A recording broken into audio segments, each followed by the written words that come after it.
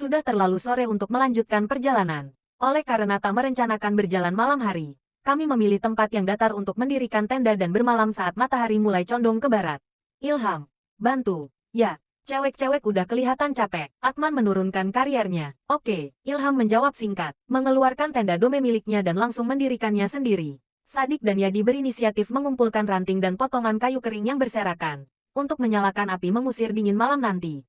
Aku membantu Sadik dan Yadi. Sedangkan Ira dan Santi yang tampak kelelahan menurunkan ransel mereka masing-masing lalu duduk di atasnya. Pegal membungkuk memunguti patahan ranting. Aku berjongkok memandang sekeliling. Di hutan, gelap cepat sekali turun. Angin berembus sesekali. Atau perasaanku saja, setiap menyapu kulit, pori-poriku berontak. Tenda selesai tepat saat matahari menghilang dan berganti gelap malam. Aku, Ira dan Santi memasukkan barang bawaan ke tenda Atman. Lalu menyusun karier para cowok ke dalam tenda Ilham. Yadi sudah menjerang air di api unggun kecil yang dibuat sekaligus menerangi tenda. Sadik dan Ilham duduk berjejer mengelilingi api, menyiapkan makan malam.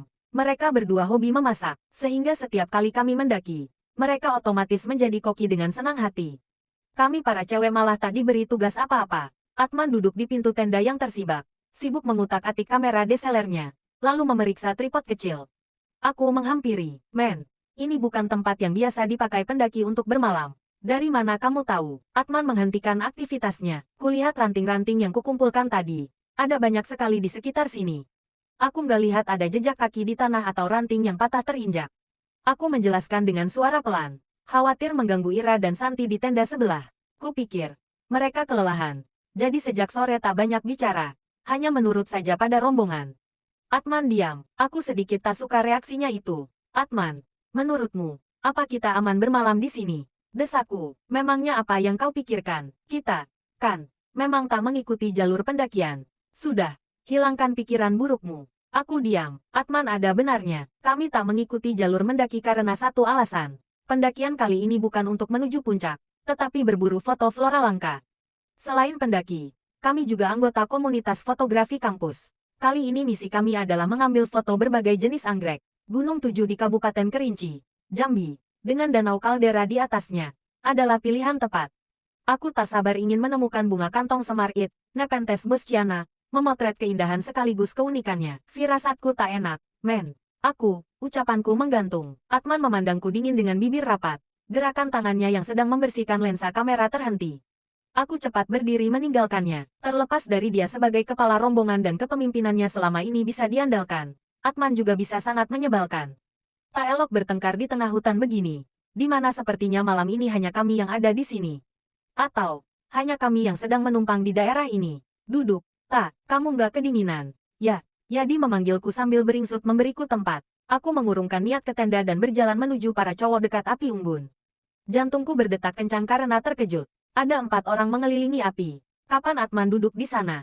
Bukankah sebentar ini aku baru saja meninggalkannya? Aku berbalik dan menoleh cepat ke arah tenda Atman. Tak sadar aku mundur dan terjatuh. Atman masih di posisi duduknya tadi. Sepasang tangan menyentuh pundakku, membuatku menjerit tertahan. "Hati-hati, kamu kenapa?" Yadi memandangku cemas sambil membantuku berdiri. "Mukamu pucat banget." Itu tadi. Aku tergagap ketakutan. Mataku mengedar sekeliling. Hanya ada Yadi, Sadik dan Ilham. Tak ada orang keempat. Sadik membantuku duduk di sepotong kayu. Ilham menyodorkan cangkir berisi air kepadaku. "Minum." "Tak, kamu habis lihat apa?" Baru saja aku membuka mulut. Suara jeritan minta tolong terdengar dari belakang tenda cewek. Semua berhamburan menuju sumber suara. Aku yang masih ketakutan pun menyusul segera. Tak mau ditinggal sendiri. Suara Ira, Santi hilang. Ira keluar setengah berlari dari balik pepohonan. Hilang. Atman yang terakhir tiba berteriak di belakangku. Aku terlonjak kaget. Bagaimana bisa hilang? Teriaknya lagi. Aku menyongsong Ira yang menangis. Santi minta ditemani buang air. Aku kira tak jauh. Makanya aku tak minta tolong kalian. Santi bilang ada air terjun di dekat sana. Ira menunjuk ke kegelapan hutan. Santi berjalan duluan. Aku biarkan saja karena aku pikir ia kebelet banget. Aku udah susul dan cari-cari di sekitar sana. Tapi aku nggak ketemu Santi. "Ayo, kita cari." Atman berbalik ke tenda. Disusul Yadi dan Ilham. Aku tertegun bingung. Tak tahu harus berbuat apa. Hanya memeluk pundak Ira dan mengelus menenangkannya. Padahal, aku sendiri masih gemetar. Belum hilang syokku tadi. Ada apa ini? Para cowok kembali membawa senter di masing-masing tangan. Kami bergegas. Sadik yang membawa parang berjalan duluan. Menebas belukar. mengikuti arah jalan yang ditunjuk Ira tadi. Aku dan Ira mengikuti mereka. Sejujurnya aku diselimuti ketakutan yang pekat. Sepekat kelam yang menyelimuti hutan ini. Cahaya senter tak banyak membantu. Suara teriakan kami memanggil Santi bergaung. Hutan mendadak ramai karena gema suara kami bersahutan. Ilham yang pertama menyadari hal itu. Sehingga kami berhenti memanggil-manggil. Kengerian mencekam ketika gema suara terakhir berhenti. Berganti kesunyian. Bahkan suara jangkrik dan serangga malam pun tak ada. Santi tak ditemukan. Kami sudah berjalan berputar-putar. Di mana air terjun di sini? Santi bilang begitu. Dari mana dia tahu? Ilham berkata berbisik. Kami semua memandang Ira. Cahaya meredup. Senter Yadi dan Ilham padam kehabisan baterai. Aku nggak tahu. Suara Ira tercekat di tenggorokan. Sebelum ia kembali menangis. Kami memutuskan kembali saja. Sudah tengah malam. Tak ada yang mau membayangkan terjebak dalam hutan tanpa penerangan dan tanpa peralatan apapun. Kami kembali ke arah tenda diterangi dua senter Atman dan Sadik. Bekas tebasan belukar sedikit membantu arah. Kami kembali dalam diam. Tak ada yang berbicara. Semua sibuk dengan pikirannya. Atau ketakutannya masing-masing. Atman berjalan di depan. Beriringan kami. Dan Sadik paling belakang. Akhirnya nyala api unggun terlihat. Aku menjerit kaget ketika tiba-tiba Atman berlari kencang menyongsong sesuatu. Kami tertegun sesaat melihat ke arah api unggun. Santi duduk memeluk lutut. Tubuhnya berayun-ayun ke depan dan ke belakang. Segera kami menyusul Atman. Santi, kamu kemana tadi? Ira berteriak histeris bercampur lega. Kami merubunginya. Santi tak menjawab seolah tak mendengar. Aku menarik kembali tanganku ketika hendak memeluk Santi. Melepaskan kecemasan. Dingin sekali. Telapak tanganku basah. Kami semua baru menyadari bahwa sekujur tubuh Santi basah kuyup. Pakaiannya lekat ke kulitnya. Dan rambutnya pun tergerai basah. Poninya masih meneteskan air dan sebagian mengalir ke wajahnya. Santi seolah tak menyadari kehadiran kami. Ia tetap diam dan tubuhnya masih berayun-ayun. Ia terlihat menggigil kedinginan. Matanya kosong memandang nyala api. Ira mengguncang-guncang tubuh Santi sambil menangis. Aku menengahi. Bawa masuk saja. Ra, tolong kau ganti bajunya. Santi tak akan bisa ditanyai sekarang. Ira menurut. Ia memapa Santi masuk ke tenda. Aku berjalan melewati Sadik dan Ilham yang berjongkok membereskan makan malam kami yang tumpah. Sial, perutku langsung terasa perih. Aku menarik tangan Atman. Apa ku bilang? Firasatku benar. Kita berada di tempat yang salah. Kamu nggak dengarkan aku. Kataku berteriak tertahan. Atman mengusap lengannya yang sakit kucengkeram. Lalu bagaimana? Kita tak bisa pergi malam ini. Kita mesti tunggu pagi. Arman tak kalah tertekan. Kamu istirahat saja. Biar kami cowok berjaga. Atman melunak. Mengerti melihat aku yang masih syok. Aku pergi melihat keadaan Santi. Ia sudah berganti pakaian. Ira duduk memijat-mijat lengan Santi. Menemaninya yang masih diam. Pandangannya masih kosong. Tapi sudah terlihat lebih tenang. Tahu tak bakal bisa tidur. Aku menyibak pintu tenda terbuka agar kami bisa mengawasinya. Lalu bergabung duduk mengelilingi api unggun.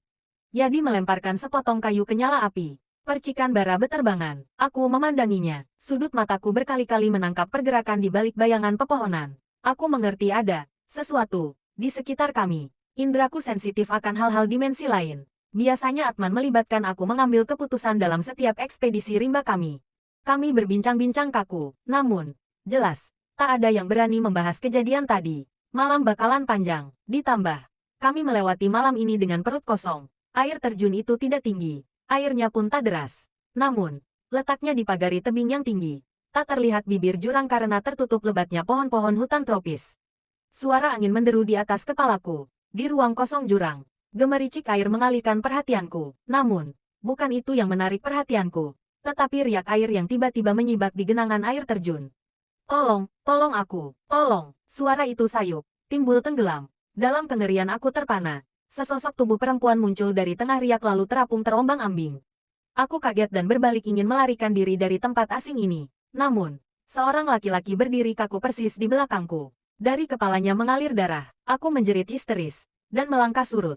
Dia yang membunuhku. Mendorongku dari atas itu. Perempuan yang terapung di aliran air itu menunjuk ke atas. Ke arah bibir jurang.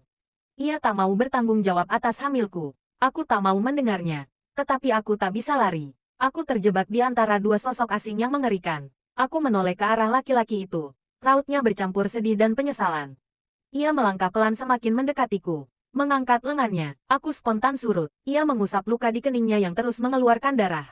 Aku tak bisa membiarkan ia pergi. Ia harus merasakan penderitaanku juga. Santi berbicara. Aku berbalik lagi dan merasakan kakiku digenggam perempuan itu. Aku meronta-ronta dan menjerit.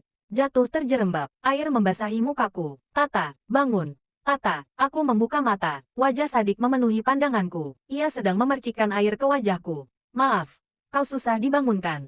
Kamu mimpi dan menjerit-jerit. Sudah pagi, tenda sudah dibongkar. Bekas api unggun tadi malam sudah ditimbun tanah. Atman datang membawakan ranselku. Ekspedisi kita batalkan. Kita pulang saja. Santi panas tinggi. Aku berdiri. Sepotong kayu yang kududuki semalam menarik perhatian. Ada noda darah. Dalam bas perjalanan pulang, ku dengar Ira menanyai Santi yang duduk di sebelahnya.